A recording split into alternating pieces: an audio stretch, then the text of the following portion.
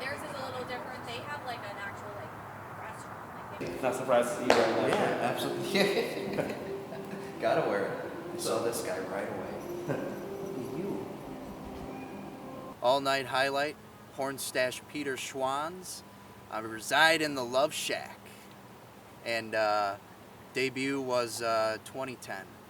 How's it going, man? Good, you? I'm doing really well. So I had Dinty initially. Matt Winchester was one of my biggest influences training. I would say he was the one that trained me the most, but Shane Hills also had a hand in it too. I actually told my cats, I'm like, hey, I'm gonna go cheat on you guys for... Just look at me like, okay. yeah, my cats are pretty used to it at this point. You just start smelling like every cat around. Can you tell us about your debut match? I can tell you about that. So it was UPW. It was myself, Nathan Gust, Jonathan Smash, and I believe it was Tyler Idle at the time. He was shoeless Tyler Jackson at the end of his wrestling career, but it was a four-way match. We were so excited because it was four friends that we couldn't wait to beat the crap out of each other. I was at the top of a tower, a superplex tower, and the four of us went down, and I took that bump, knocked the wind out of me, and I could barely get up. But across the ring, I saw my best friend Nathan Gust, and it gave me that energy to want to punch him in the face. Look at you, just love that. Monday because we're not open Monday, so maybe Tuesday. My father was a huge wrestling fan. I remember sitting on the couch, watching The Undertaker's debut, watching so many matches with Ultimate Warrior, Ric Flair, Hulk Hogan, and he was always so into it. And when he passed away when I was a child, I always had wrestling in me. I remember having this WWF hat with the Big Boss Man on it, and I would never let that thing out of my sight for years. And I was 12 years old wearing a 6-year-old's hat. Every single match, I'm not a religious person by any means, but I do speak to my father before every match. And I thank him for giving me the ability to do what I do. I thank him for allowing me to view wrestling in his company. I wouldn't be in wrestling if it wasn't for him. And I wouldn't have the support from my family, I don't think, that if I went into wrestling, that if it wasn't because of my father. So, you know, I was just happy that I was able to fulfill a dream of mine. I've never been here. I've been to the one in Milwaukee, though. Yeah. And I got kisses from you. Thank you. When my friend Barnaby, me and him, we played Pokemon together and we watched wrestling together. And one day we decided, hey, let's legitimately try this. We went to the Pierce Park Pavilion. We would watch Raw the night before. We'd come and try to do the moves and try to do an arm wringer. And we ended up getting hurt a lot of the time because, I mean, we're falling on a pavilion. But that escalated into wanting to perform for our family and friends. That escalated into finding out that wrestling promotions existed. NWA Wisconsin at the time. Well, actually it would have been ACW.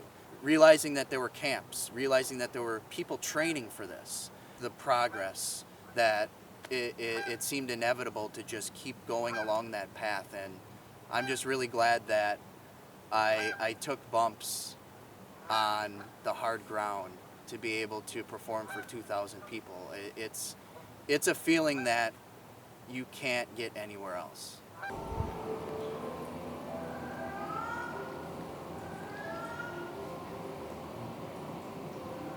One of the biggest times I doubted myself was very early on, where I had a tag partner, Ripped Robbie. I miss him so much.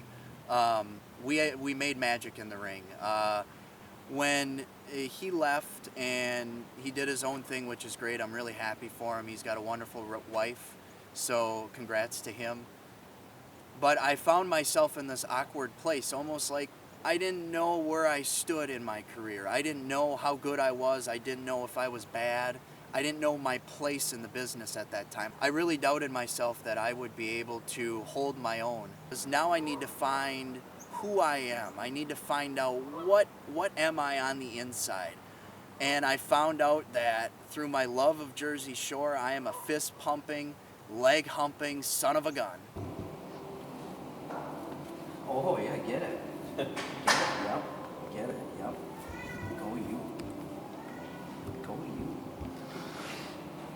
Biggest influences locally and professionally.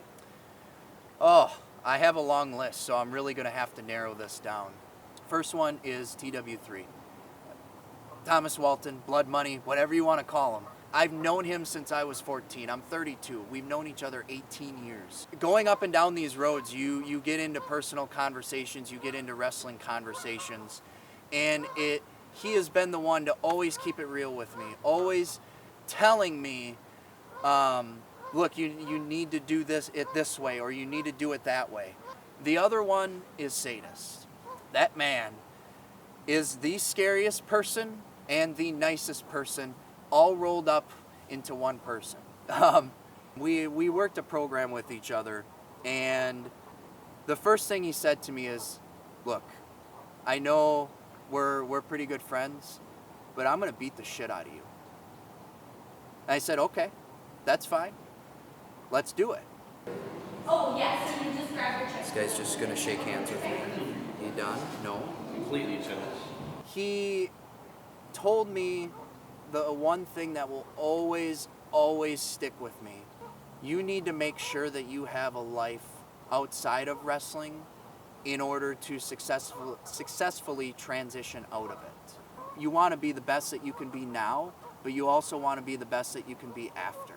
And he indirectly gave me motivation to become the type of person and the type of worker that I am now. At my career at Fox Valley Cab, being able to take pride in what I'm doing outside of the business in order to fulfill my heart and my goals and my dreams and ultimately be happy. And I've been able to make peace with the negative that does come along in wrestling and be able to just have fun no matter what, and at the end of the day be satisfied with wrestling and my life and essentially live happily ever after.